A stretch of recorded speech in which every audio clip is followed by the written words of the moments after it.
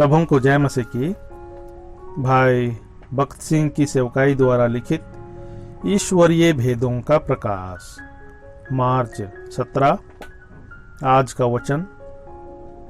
Abraham ने सदोम के राजा से कहा, परम प्रधान परमेश्वर यहोवा जो आकाश और पृथ्वी का अधिकारी है, उसकी मैं यह शपथ खाता हूं कि जो कुछ तेरा है उसमें से ना तो मैं एक सूत और ना जूती का बंधन ना कोई और वस्तु लूंगा, कि तू ऐसा न कहने पाए कि अब्राहम मेरे ही कारण धनी हुआ। उत्पत्ति अध्याय 14 पद 22 और 23। अब्राहम बहुत धनी था और इन सब वस्तुओं की उसे जरूरत नहीं थी। इस कारण उसने सदोम के राजा की बात को नकारा।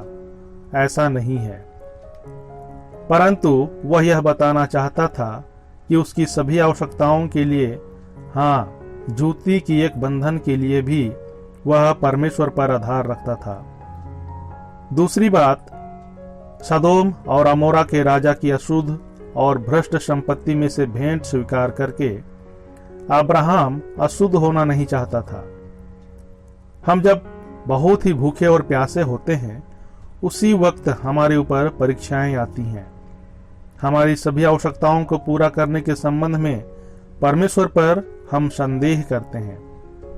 कई उपदेशक और परमेश्वर के सेवक कहलाने वाले सचमुच परमेश्वर के सेवक नहीं होते। उनकी खुद की जरूरतें पूरी हो जाने के लिए एक या दूसरी रीति से वे भीख मांगते फिरते हैं। इस प्रकार वे खुद को और वैसे ही दूसरों को धोखा देते हैं और परमेश्वर पर का विश्वास खो बैठते हैं।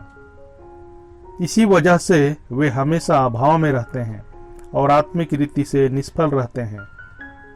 इसके विपरीत, यदि आप प्रभु परमेश्वर पर भरोसा रखेंगे तो वह आपकी सभी आवश्यकताएं, हाँ, यहाँ तक कि जूती का बंधन भी पूरा करेगा।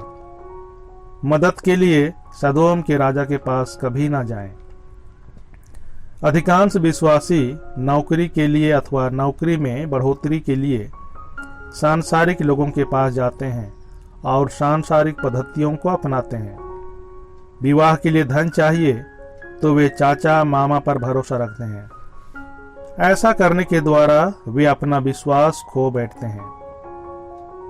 और अब्राहम ने जो कुछ उसके पास था उसका दशमांश मलकीसिदक को दिया।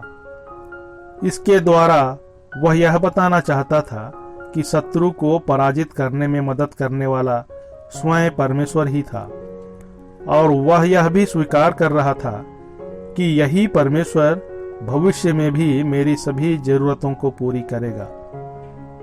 हम भी दशमांश देने के द्वारा यह दर्शाते हैं कि हमारा जो है वह सब ही उसमें निहित है और हमारी सभी जरूरतों को वह पूरी करेगा। ऐसा विश्वास हम प्रकट करते हैं और साथ ही साथ प्रभु से हम यह कहते हैं कि किसी भी प्रकार की मदद के लिए हम सांसारिक मित्रों या सगे संबंधियों की ओर नहीं देखेंगे। प्रभु आपके साथ रहे और आपको आशीष दे।